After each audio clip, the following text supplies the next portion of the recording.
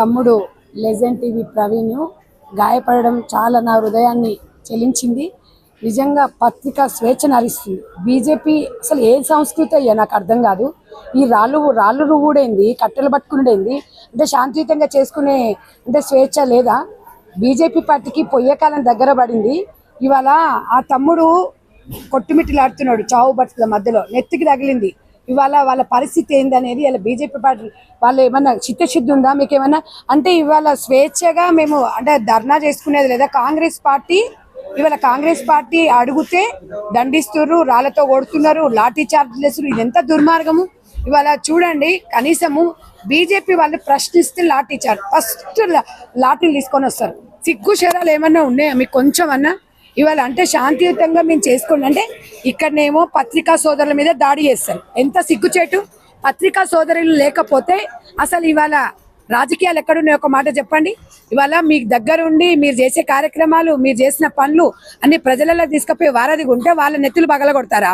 సిగ్గుందా బీజేపీ నాయకులకు? కొంచెమన్నా సిగ్గు శరాలు అనిపిస్తున్నాయి మీకు? వెంటనే క్షమాపణ చెప్పాలి, ఆ కుటుంబానికి అండగా ఉండాలి. డెఫినెట్గా కాంగ్రెస్ పార్టీ అండగా ఉంటుంది, పత్రికా సోదరులకు ఎప్పుడు కూడా అండగా ఉంటుంది.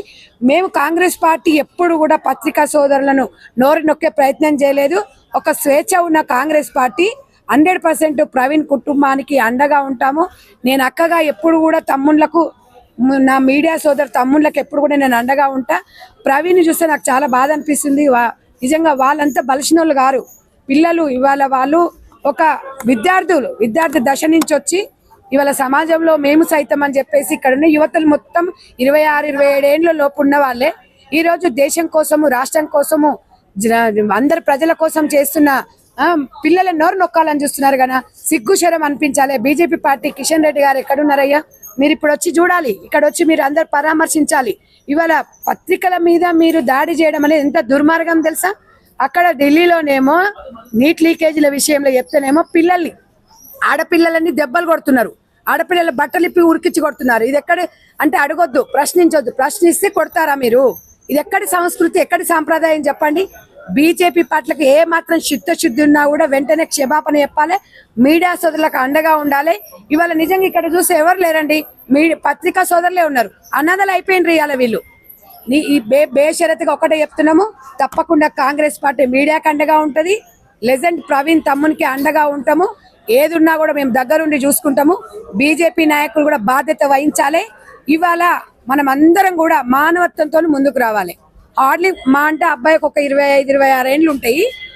వాడు ఏంటంటే, ఆ తమ్ముడు ఏంటంటే ప్రతిదీ సమాజంలో జరుగుతున్నది చూయించాలి, సమాజం నేను సైతం అని ముందుకు వస్తే పత్రికలను ఎంత అంటే మీకు ఫస్ట్ నుంచి అంతే కదా, మేమే రాజు, మేమే మంత్రి, మేమే ఒంటెద్దు కూడా పోతుంటారు.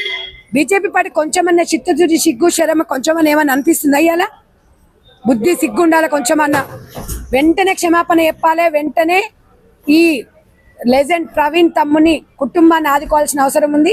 చూడండి, మా కాంగ్రెస్ పార్టీ నుంచి మా సోదరు కూడా వీళ్ళ బల్మూరు వెంకట్ గారు కూడా వస్తున్నారు. ఎప్పుడు కూడా యువతకి అండగా ఉంటాడు తమ్ముడు. నిజంగా తమ్ముడు మీరు కూడా ఇక్కడ వచ్చి పరామర్శించడం చాలా సంతోషం అనిపిస్తుంది, ఎక్కువ బాధగా ఉంది. ఒకసారి తమ్ముని చూడండి, మీరు చూపించండి తమ్ముడు. ఒకసారి మీరు ఒక భరోసాను కూడా కల్పించాలి వెంకట్ తమ్మునికి అని కూడా నేను చెప్తున్నాను. ఎందుకంటే ఇవాళ మనం ఒక భరోసా, ఒక బాధ్యతగా ఉంటే ఆ అబ్బాయికి కొంచెం ఊరట వస్తుంది, ఇక్కడున్న పత్రికా సోదరులు కూడా ఊరట వస్తుంది. మేమున్నాము అనేది భరోసా, డబ్బులు కాదు వాళ్ళు అడిగింది. ఇవాళ భద్రత అడుగుతున్నారు. మాకెక్కడ భద్రత ఉంది? జర్నలిస్టులకే భద్రత లేనప్పుడు సామాన్య ప్రజలకు ఎట్లా భద్రత కల్పిస్తుందో బీజేపీ పార్టీ ఇవాళ ఖండిస్తున్నా. బీజేపీ పార్టీ క్షమాపణలు చెప్పాలి, ఇలాంటి పునరావృతం కాకుండా చూసుకోవాలి, ఆ కుటుంబాన్ని వెంటనే ఆదుకోవాలి. డెఫినెట్ గా కాంగ్రెస్ పార్టీ మీడియా సోదరులకు అండగా ఉంటుంది, ఆ కుటుంబాన్ని కూడా ఆదుకుంటామని చెప్పేసి మీడియా పక్షాన్ని చెప్తున్నాం. ఆయనకి అండదండగా గౌరవ పిసిసి అధ్యక్షులు మహేష్ కుమార్ గౌడ్ గారు చాలా క్లియర్ కట్ గా చెప్పి నన్ను ఇక్కడ పంపించిండ్రు. ఏదున్నా కూడా హాస్పిటల్ ఖర్చు ఆల్రెడీ మా సోదరుడు మెట్టు సాయి కుమార్ ఇక్కడ రావడం జరిగింది. నేను కూడా పార్టీ తరఫున వారికి కొంచెం ఆర్థిక సాయం అందించడం జరిగింది. తప్పనిసరిగా వారికి ఏదైనా కూడా వారి హెల్త్ కంప్లీట్ గా రికవర్ అయ్యేంత వరకు పూర్తి స్థాయిలో బాధ్యత కాంగ్రెస్ పార్టీ తీసుకుంటుంది. నేను ఈ సందర్భంలో భారతీయ జనతా పార్టీ నాయకులకు కూడా విజ్ఞప్తి చేస్తున్నా, ఏదైతే ప్రొటెస్ట్ అనేది శాంతియుతంగా ప్రొటెస్ట్ చేయడం అనేది అందరి బాధ్యత, అందరి నైతిక అర్హత, అది ప్రజాస్వామ్యంలో కామన్. భారతీయ జనతా పార్టీ నాయకులు కాంగ్రెస్ పార్టీ ఆఫీస్కి వచ్చాడు, కాంగ్రెస్ పార్టీ వాళ్ళు భారతీయ జనతా పార్టీ ఆఫీస్కి వెళ్ళడము ఇది అనేక సందర్భాల్లో జరిగింది. కానీ ఈ క్రమంలో రాళ్లతోటి కట్టెలతోటి దాడి చేసే సంస్కృతి, అక్కడ పోలీస్ అధికారులు ఉన్నారు, జర్నలిస్టులు ఉన్నారు. సరే మా పైన కోపం ఉంటే మా పైన మీరు రాళ్ళు ఇస్తడం ప్రయత్నించారు. ఈరోజు ఒక సోదరుడు జర్నలిస్ట్కి ఈరోజు నెత్తిపలికి రక్తం వచ్చే పరిస్థితి ఏర్పడింది. జరగరాంది ఇంకేదైనా జరిగి ఎవరైనా ప్రాణాలు కోల్పోతే దానికి బాధ్యత ఎవరు వివరిస్తారు? ఇప్పటికన్నా భారతీయ జనతా పార్టీ నాయకులు ఇటువంటి ఒక సిచ్యువేషన్స్ ని చేయకూడదని చెప్పి వారికి కూడా విజ్ఞప్తి చేస్తున్నా. వారు కూడా ఏదైతే వారు చేసిన తప్పుని వచ్చి అంగీకరించి ప్రవీణ్ కి క్షమాపణ చెప్పవలసిందిగా కూడా విజ్ఞప్తి చేస్తున్నా. నేను అదే అంటున్నా, మా పైన కానీ ఎవరిపైన కానీ ప్రొటెస్ట్ చేస్తే రాళ్లతోటి కట్టెలతోటి దాడి చేయాల్సిన అవసరం ఏంది? ప్రొటెస్ట్ చేయడానికి వాళ్ళు కూడా కాంగ్రెస్ పార్టీ ఆఫీస్కి వచ్చారు. మేము రాళ్లతోటి కట్టెలతోటి మేము దాడి చేయలేదే. ప్రజాస్వామ్యంలో నిరసన తెలియజేసే అవకాశం, హక్కు ప్రతి ఒక్కరు కూడా కల్పించాలి. కానీ నిరసన తెలియజేస్తే రాళ్లతోటి కట్టెలతోటి ఈ రకంగా ప్రవర్తిస్తామని సరైన విధానం కాదు. తప్పనిసరిగా ఈ విధానాన్ని మార్చుకోవాలి. ఏదైతే వారు చేసిన తప్పు ఈరోజు భారతదేశ యువకుల పక్షాన శాంతియుతంగా మేము నిరసన తెలియజేస్తున్నాం. వాళ్ళే దీన్ని ప్రారంభించడం జరిగింది. కానీ నిజంగా వారి కోపం ఆక్రోశం అంటే మా పైన చూపించేది ఉండే. కానీ సగటు జర్నలిస్ట్ ఏదైతే తన బాధ్యత, తన వృత్తి ధర్మాన్ని తను చూపిస్తుంటే ఈరోజు తనపైన దాడి చేయడం అనేది చాలా బాధాకరము.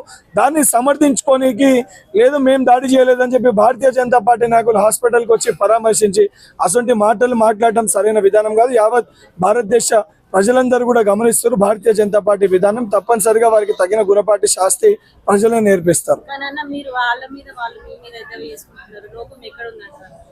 అమ్మాయి జరిగిన విజువల్స్ లో సిచ్యువేషన్ లో చాలా క్లియర్ గా కనబడ్డది. ఎవరు ఆడ ప్రొటెస్ట్ లో స్వయంగా శాసన మండలి సభ్యునిగా, ప్రభుత్వ విప్పుగా శాంతియుతంగా ఎటువంటి ఆయుధాలు కానీ కర్రలు ఏవి లేకుండా కూడా మేము అక్కడికి వెళ్ళి శాంతియుతంగా ప్రొటెస్ట్ చేసే ప్రయత్నం చేసినాం. మేము బీజేపీ ఆఫీస్ దాకా కూడా వెళ్ళలే. ఆ బ్యారిగేడ్స్ దగ్గరనే ఆగి మా నిరసనను మేము తెలియజేసినాము. సోదరుడు ప్రవీణ్ కూడా అప్పుడే నా వాయిస్ తీసుకున్నప్పుడు ఆల్ ఆఫ్ సడన్ గా కట్టెలతోటి రాళ్లతోటి ఆఫీస్లోకి వెళ్ళి తీసుకొని వచ్చి దాడి చేయాల్సిన సంస్కృతి ఎందుకు? పోలీస్ అధికారుల చేత లాఠీలు ఉన్నాయంటే వాళ్ళు లా అండ్ ఆర్డర్ కంట్రోల్ చేయడానికి లాఠీల్ని వాడతారు. కానీ ఈరోజు బీజేపీ కార్యకర్తల చేతిలో లాఠీలు పట్టుకొని ఈ రకంగా దాడులకు పాల్పడతామంటే ఏ దిక్కున తీసుకొని వెళ్తున్నారు? వారు చేసిన ఒక తప్పుని ఈరోజు ప్రశ్నిస్తున్నాం. ప్రశ్నించేది కూడా బల్మూరి వెంకట్కో కాంగ్రెస్ పార్టీ కార్యకర్తలకు జరిగిన అన్యాయం పైన కాదు. భారతదేశ యువత ఈరోజు ఢిల్లీ నడిబొట్టున వచ్చి మాకు న్యాయం చేయండి, ఇప్పటివరకు 150 పేపర్లు లీక్ అయినా 28 మంది విద్యార్థులు చనిపోయినరు, దానికి సమాధానం చెప్పమని అడుగుతుంటే దానికి సమాధానం చెప్పకపోగా ఈ రకంగా తిరిగి దాడులు చేయడం అనేది సరైన విధానం కాదు. ఎవరు చేసినా కూడా కట్టెలతోటి రాళ్లతోటి రేపొద్దున మా వాళ్ళు దాడి చేసినా తప్పనిసరిగా ఈ యొక్క సిస్టమ్ అనేది కరెక్ట్ కాదు. మనకి స్వాతంత్రం రాకముందు పోలీస్ అధికారులతోటి ప్రజలపైన దాడులు చేపించిన సంఘటనలు మనం చూసినాం. ఈరోజు మళ్ళీ స్వాతంత్రం వచ్చిన మన దేశంలో భారతీయ జనతా పార్టీ నాయకులు, వాళ్ళ ఆర్ఎస్ఎస్ కార్యకర్తలు పోలీస్ అధికారులతోటి ఈ రకంగా దాడులు చేసే విధానాన్ని మేము తీవ్రంగా ఖండిస్తున్నాము.